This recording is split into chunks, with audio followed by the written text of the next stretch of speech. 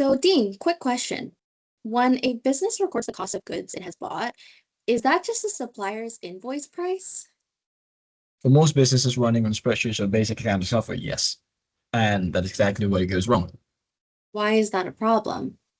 Because the invoice price is never the real cost. There's freight, duty, there's insurance. Miss any of that and your cost of good is too low, which means your margin looks far better than it actually is.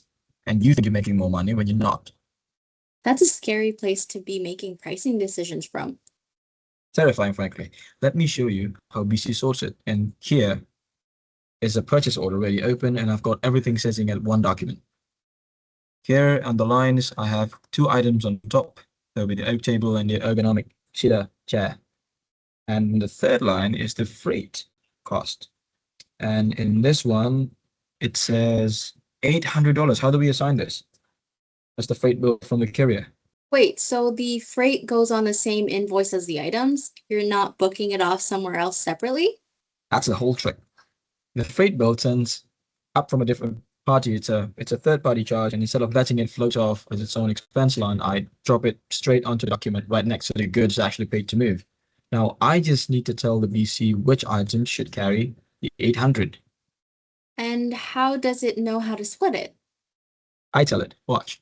So if you go around the end, this is an assignment page. And at the moment, the 800 isn't allocated to anything. The quantity to assign is 0. Up here, I click on Suggest Item Charge Assignment, and I click by amount. And it should be magic. There you are.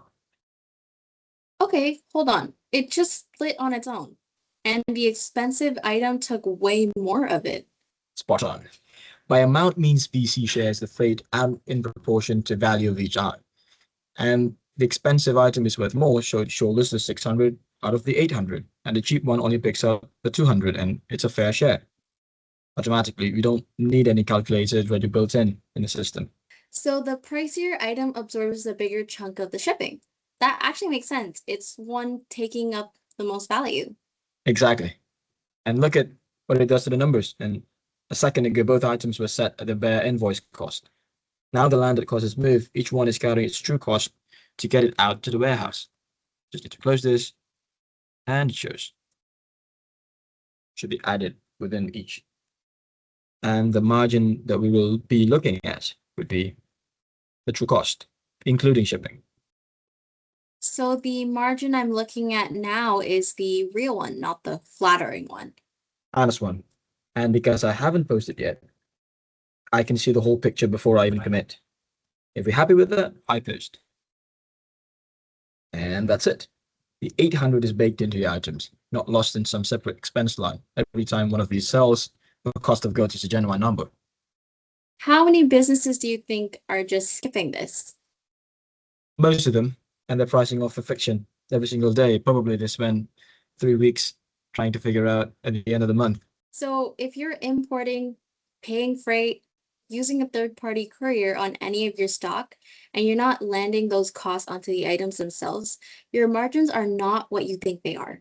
Business Central handles it in a couple of clicks. To see how this works for you in your supply chain, the link to book a conversation is in the description.